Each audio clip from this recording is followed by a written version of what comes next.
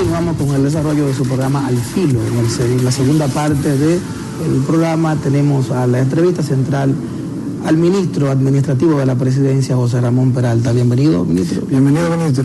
Muy buenos días a Mauri, Félix, y buenos días a todos los seguidores de su espacio cada domingo, ¿verdad?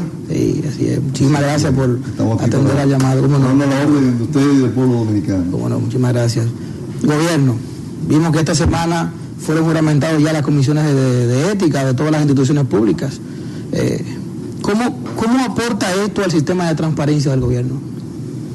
Sí, el jueves pasado, un acto bellísimo en el polideportivo, el pabellón de voleibol del Centro Olímpico, se desarrolló la juramentación de las comisiones de ética de 206 instituciones del Estado. Esto viene a culminar todo un proceso que se inició ya hace varios meses, que se inició primero con el decreto 143-12, que creó la Dirección General de Ética y Transparencia del Estado, Integridad Pública. Y luego con el decreto 486-17, que hace un mandato para que se creen las distintas comisiones de ética en todas las instituciones del Estado.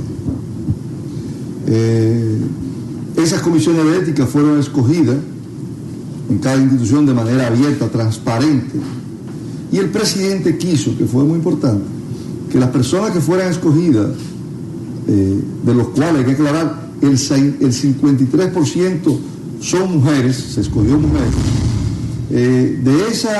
que esas personas estuvieran protegidas. Cuando le llevaron al decreto decía que estuvieran protegidas por 2 años, que no pudieran ser tocadas, inamovibles de la posición. Y el presidente pidió que fueran 2 años, por 2 años, y 2 después que estuviera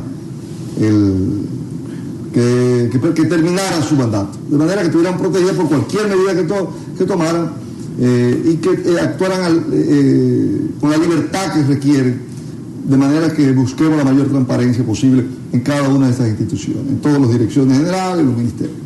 Pero esto es un proceso que viene desde que inició el gobierno. No hay un gobierno que haya trabajado no solamente con medidas, no solamente con leyes, reglamentos o decretos a favor de la transparencia, más que este de Danilo Medina, sino me refiero realmente a medidas concretas, con hechos. Y voy a hacerle rápidamente, a enumerarle 2 cuantos. Desde que llegamos al gobierno, no sé si ustedes recuerdan, se prohibieron lo que eran las tarjetas de crédito.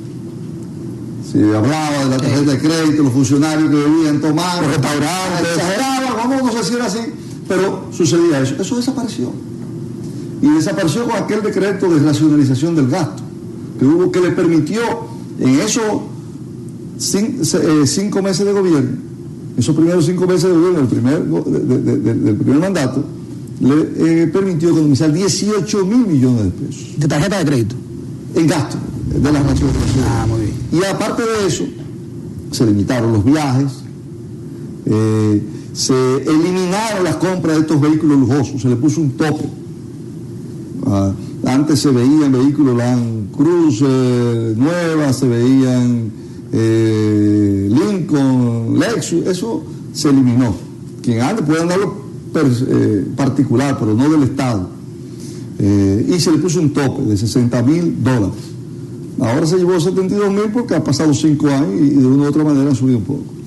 Pero estas fueron algunas de las medidas. Estamos hablando ahora de cosas trascendentales. Por ejemplo, ustedes sabían que en las licitaciones que hubo, en los sorteos que hubo para las obras fundamentales del gobierno, y estamos hablando de miles de escuelas, los hospitales, los centros de diagnóstico, los cuarteles de la policía, todo eso, obras fundamentales de este gobierno, que andan, el monto de la obra anda por más de 120.000 millones de pesos, que lo calculado ahora en esta semana.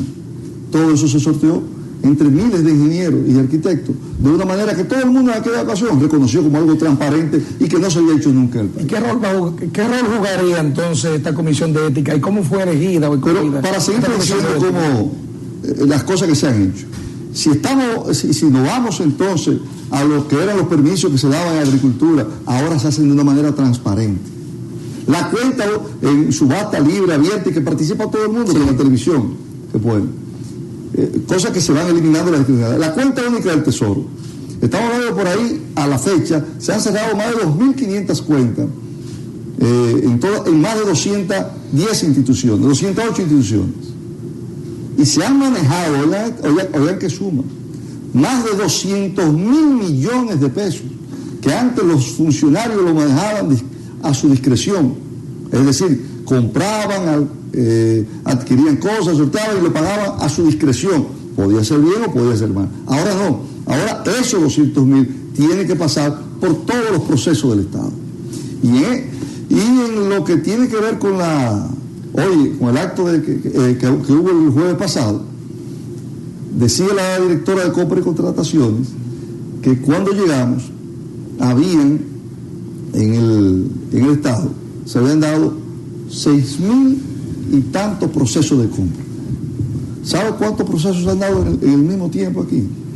Más de 200.000 procesos de compra. Eso significa transparencia. Eso significa transparencia. Pero ¿sabe cuántos suplidores teníamos del Estado en el año 2011? 19.000. ¿Sabe cuántos suplidores del Estado tenemos hoy en día? Más de 68.000. Eso es democratización. Eso es transparencia. Y eso es que ha apostado este gobierno. Con la veeduría, y ahora lo culmina, como tú bien dices, Félix, estas comisiones de ética que tienen el poder de la supervisión, de monitorear y de tomar la medida que sea y reportarla a la comisión de ética. De los procesos de compra también. De todo. No solamente en esto, sino que hemos creado también el portal transaccional, donde el presidente el miércoles pasado acaba de aprobarle a la Dirección de Compra y Contrataciones más de 160 millones de pesos para que este portal transaccional pueda funcionar de manera eficiente en todas las instituciones públicas. Y eso le permitirá a cualquier dominicano, aquí en el país o en el extranjero, o cualquier otro, ver en qué está cada uno de los procesos, quiénes están participando, quiénes ganaron y cómo va ese proceso, si se pagó, si no se pagó, cuál. Es decir, estamos apostando a la transparencia. Lo mismo sucedió con el presupuesto abierto. Nosotros en el año 2012, y esto se evalúa cada 3 años, estábamos con una puntuación de 29 puntos. Hoy en día estamos con una puntuación de 51 y fue el país que más creció del 2012 al 2015 cuando se hizo esa medición. Es decir, que este es un gobierno que está trabajando cada día más y más comprometido con la transparencia y el manejo de los recursos. Y a propósito de esa transparencia y de ese crecimiento al que usted hace referencia, recientemente vimos la declaración del Banco Central de que el país en el primer semestre del año había crecido hasta un 4%, había tenido un crecimiento económico de un 4%, pero hay economistas que han abordado el tema y establecen quizás que no vamos a alcanzar crecer como logramos crecer el año pasado, crecimos hasta un 7%. ¿Cómo anda Nuestro país ha liderado del año 2013 a la fecha el crecimiento de toda América. El crecimiento promedio 13, 14, 15 y 16 anda por encima del 7%. Todos los países de América Latina, en un contexto difícil, con problemas y crisis políticas en muchos de ellos, han estado a la baja. Nosotros nos mantuvimos creciendo, inclusive el año pasado, por encima del 6%, 6.4%. Se tiene un estimado para este año entre 5 y 5.5. En el primer trimestre crecimos 5.5 y en este 2 puntos algo y estamos promediando 4. Esto tiene muchas razones.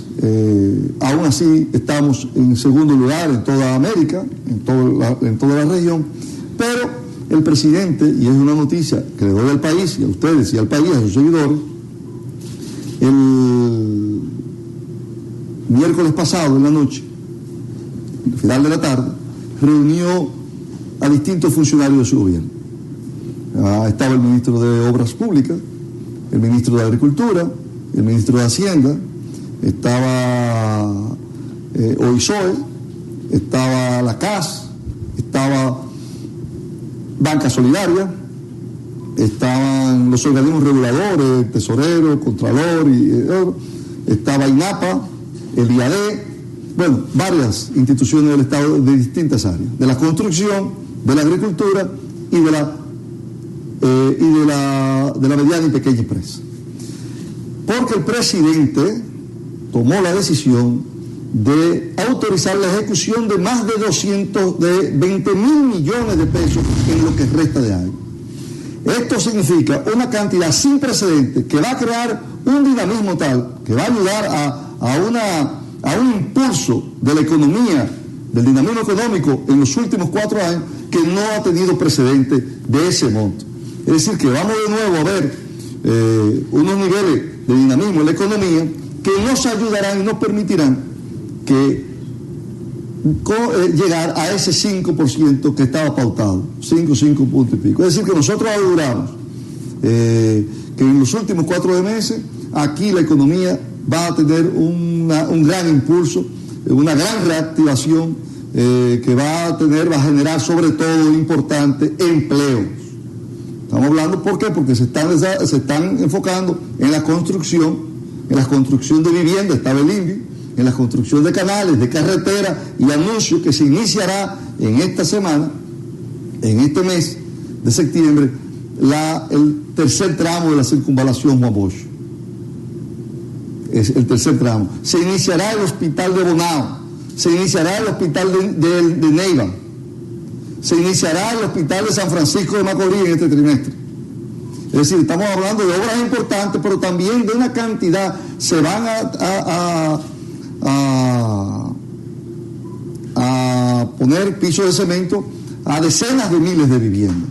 Se va a construir cantidad de viviendas. Se terminará y se avanzará mucho en Mesopotamia y el Rito en La Vega. Es decir, va a haber un impulso como pocas veces lo he visto en los últimos 4 meses del año. Sí, y esto definitivamente no solamente va a motivar al sector público, sino también al sector privado. Y esto se le agrega, Amaury, pueblo dominicano y Félix, se le agrega las medidas que había tomado ya el Banco Central en términos medidas monetarias que ayudan también y estimulan al sector privado a tomar préstamos. Estamos hablando que hubo una liberalización del encaje de más de 20.000 millones de pesos, que también irá a sectores productivos, a la construcción, a adquisición de vivienda. Se subió el tope a la adquisición de vivienda también, irá también a la agropecuaria, a los sectores de exportación. Es decir, todo esto, toda esta medida, tanto la del gobierno central en obras importantes del país, así como las medidas que tomó el Banco Central en términos monetarios, va a crear un dinamismo importante, un impulso muy importante, que nos garantiza que volveremos a llegar y a liderar a América en crecimiento económico. Muy bien, ministro. Y esto es empleo, señores, y esto es bajar pobreza. Muy bien, la conversación muy interesante. Vamos a hacer una pequeñita pausa, y regresamos en breve.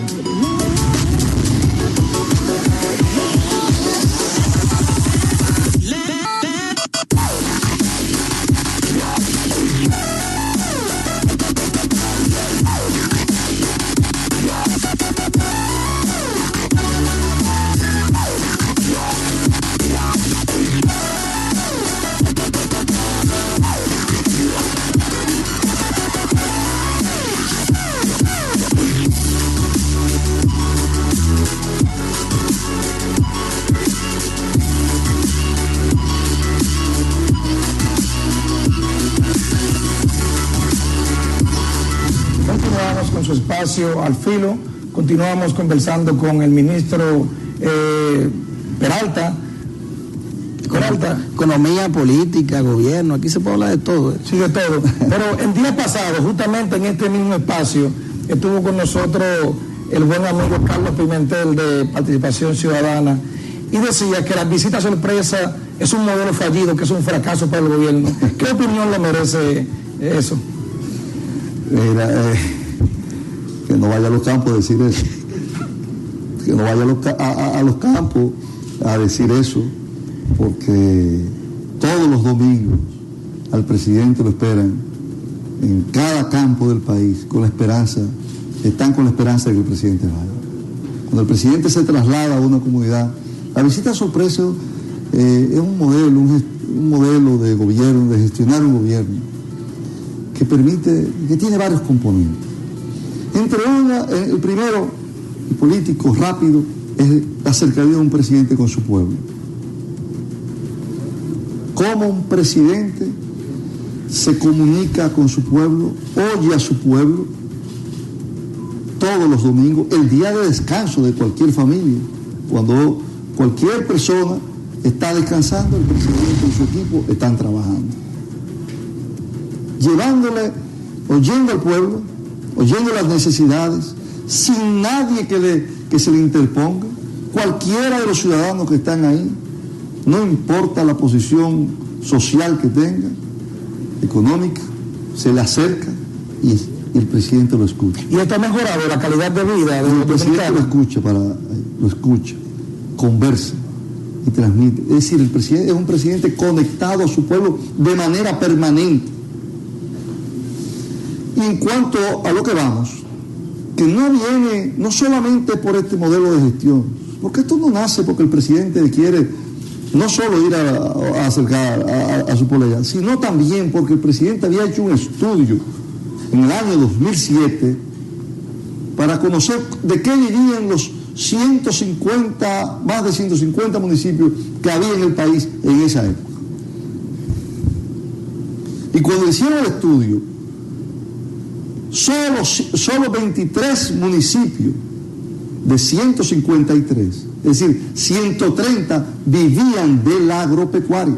Solo 23 no vivían de la agropecuaria. Entonces, si tú sabes que eso es una realidad, tú tienes que tomar medidas para que esos municipios que están en todas partes del país reciban la asistencia, la ayuda del gobierno dominicano. Pero como esa agropecuaria en muchos de esos sitios está en zonas lejanas, muy pobres, gente que no puede venir al palacio, que no están formalizados para tomar un crédito, entonces el presidente va a donde ellos. Y por eso el presidente ha hecho 180 visitas y hemos hecho compromisos por más de 1.260 compromisos que tenemos en todos esos lugares, llevando la esperanza, sembrando esperanza y cosechando resultados, productividad en cada uno de los lugares. Se le han destinado recursos por más de 26.000 millones de pesos a una tasa del 5%. Y hemos apoyado a pescadores, hemos apoyado a productores de plátano, de arroz, procesadores de arroz, productores de cerdo, productores de leche, productores de ganado ovino caprino, productores de vaca, de carne, productores de cacao, productores de café. Señores, hemos estado en todos los renglones, ñame, yuca, aguacate, en todos los renglones, cebolla, en toda la geografía nacional. Hemos ido a todos los municipios del país. Y esto se puede tomar como un relajo. No, es llevándole al campo las posibilidades a esa gente que no tiene posibilidades de acceso al crédito. Porque tú sabes cómo le prestan a esos infelices. A un 10 y un 20 mensual. No tienen nada que poner en garantía. Ahora, para los que tienen que poner en garantía, entonces el presidente le ha capitalizado el Banco Agrícola y le ha bajado la tasa de interés del 18 y el 24 al 8%. ¿Y pagan los campesinos, ministro? Pagan. Óyeme, el Banco Agrícola en esta gestión, la morosidad estaba en un 37 y está en menos de un 7%. Yo tengo una... Ahora, tú le estás llevando, lo estás permitiendo que sean competitivos. Yo tengo una preocupación en tema de la inversión. Competitivos. Entonces, estamos atacando el sector agropecuario, estamos ayudando al sector, estamos atacando los males y ayudando al sector agropecuario en todas las áreas. Tanto a los que tienen la capacidad de acceder a los préstamos, le capitalizamos el Banco Agrícola, le tenemos el seguro agropecuario. No hay temor de importaciones que hagan daño. Y entonces a los más pobres, a los que no tienen acceso al crédito, va el presidente y le lleva acceso. ¿Hay acompañamiento técnico por parte del Ministerio de Agricultura? Claro, ese ministerio para eso, con todo un equipo enorme, que le da permanentemente. Pero señores, de la visita sorpresa, han salido proyectos tan como la barquita, como las 700.000 tareas de reforestación, que es un antes y un después en términos de reforestación del país, salieron de la visita sorpresa. Es decir, son proyectos desde el más pequeño hasta el más grande, emblemáticos, y que ayudan y que solamente vienen a crear empleos. ¿Sabe cuántos empleos se han creado? Más de 150.000 empleos con las visitas sorpresa.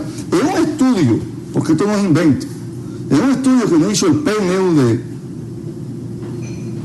Cuando a la economía crear un empleo le salió más de 2.5 millones de pesos, en la visita sorpresa salen 50.000 pesos crear un empleo.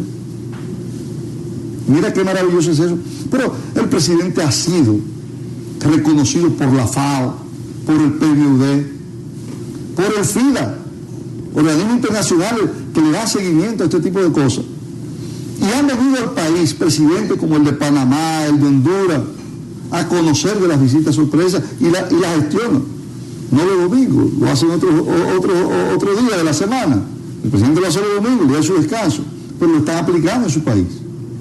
Entonces, contra eso no se puede. Y que no le hablen a los agricultores y a otros sectores pobres del país, a todas esas cañadas que hemos hecho acá, las visitas sorpresas.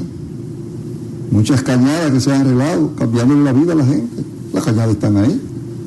Han hecho un gran trabajo. Pero déjame decirte que ahora mismo tenemos un porcentaje ya de esos proyectos, que no solamente fuimos a reactivarlos, sino que ya son proyectos que están en otra etapa.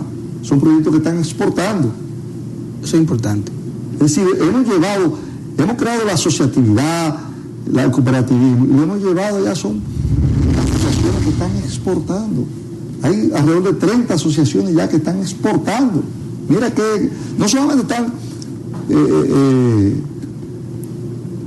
produciendo para el sustento de ellos y el desarrollo de ellos, sino están aportándole divisa al país. Qué bien, ministro, pero vamos a hablar un poquito de política, porque no es que vamos a hablar un poco de política, es que yo me imagino que un gobierno que tiene tantos logros que exhibir debe estar preocupado por mantenerse en el gobierno.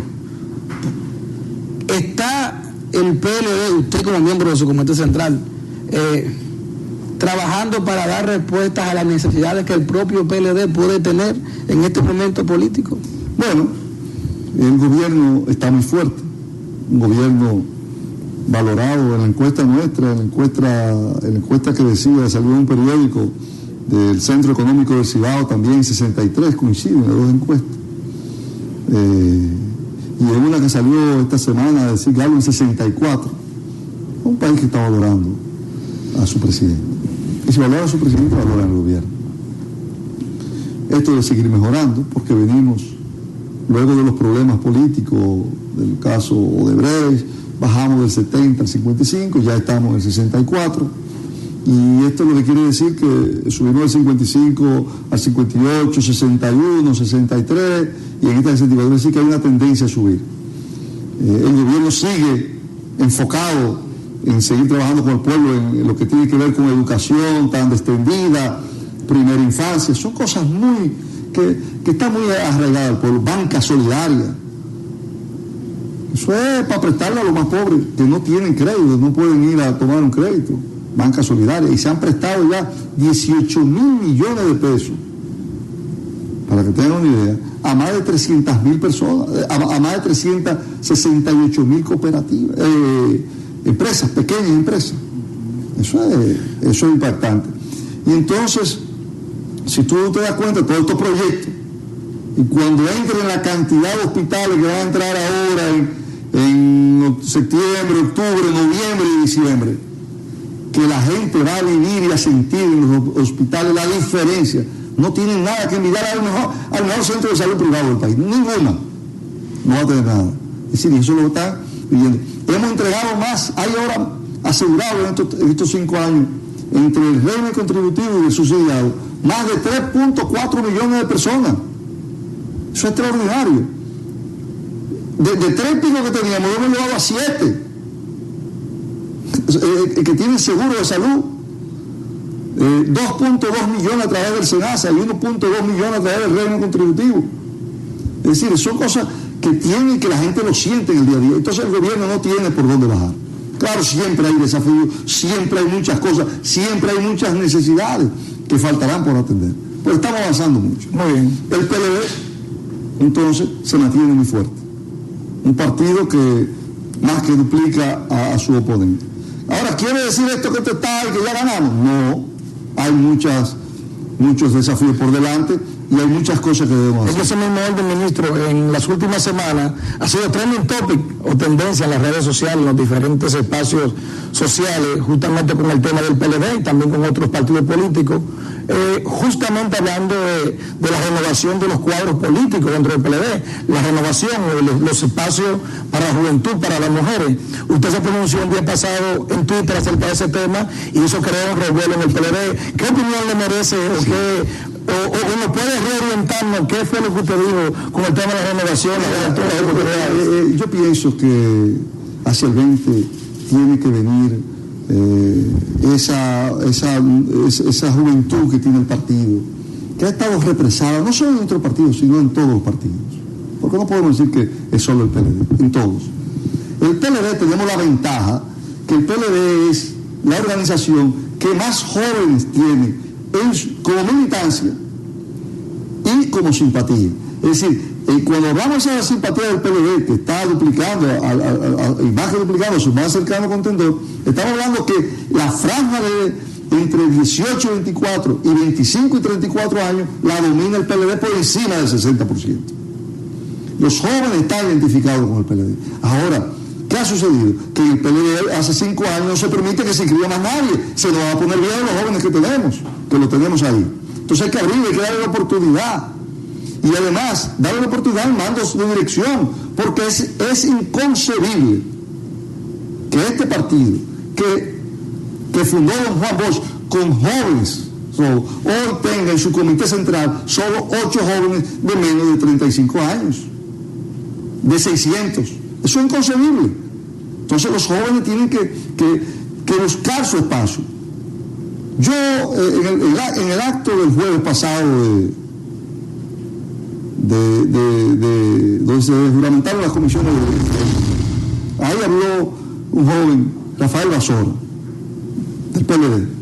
Muchacho, un talento extraordinario, un muchacho joven, capaz, serio.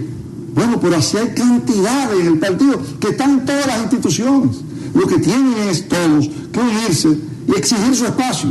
Y yo decía, en lo que tú te refieres, que llamó la atención, que yo le decía que toquen a la puerta del PLD y que vuelvan a tocar y que no se cansen de tocar, y si no le abren, entren, porque ese es su partido y exijan el espacio que necesitan, el espacio no solamente ahí, sino el espacio de dirección que necesitan, pero tiene que ser exigido por ustedes, porque hay un talento enorme. En el ministerio que yo estoy, la mayoría son de jóvenes menos de 35 años, talentosísimos todos, y así están en todas las instituciones, y también trabajando en el partido, pero están trabajando en mandos que no son de dirección, pero no se lo van a regalar, tienen que ganárselo, tienen que decidirlo, no uno, porque no es uno o dos o tres actuando de manera individual, es todos, no importa con quién simpaticen o con quién no simpaticen. Ministro, ese es el llamado que yo le hago a la juventud, porque para el 20 necesitamos, el país va a prestarle mucha atención a esa nueva generación que estará en todos los partidos, y nosotros podemos darnos el lujo, el PLD, de exhibir una cantidad de jóvenes talentosísimos, pero tienen que salir al medio, porque soy amigo, estoy con el alcalde, estoy con el diputado, con el senador. No, usted tiene que ser el protagonista de la causa. Sí, ya nos hicieron señal, ministro, que tenemos que irnos. Pero una preguntita corta para que usted el programa en alto. ¿Continúa el presidente Danilo Medina más allá del 2020? No, el presidente Danilo Medina va a continuar estos 3 años que le quedan trabajando y trabajando. Muchas gracias. Agradecerle a acompañarnos este domingo en su programa Al Filo. Queda abierta la invitación para que podamos continuar esta conversación más adelante cuando cuando usted lo requiera. La invitación está abierta. Gracias, A ustedes la invitación para que luego de la pausa nos volvamos a reencontrar aquí en su programa Al Filo.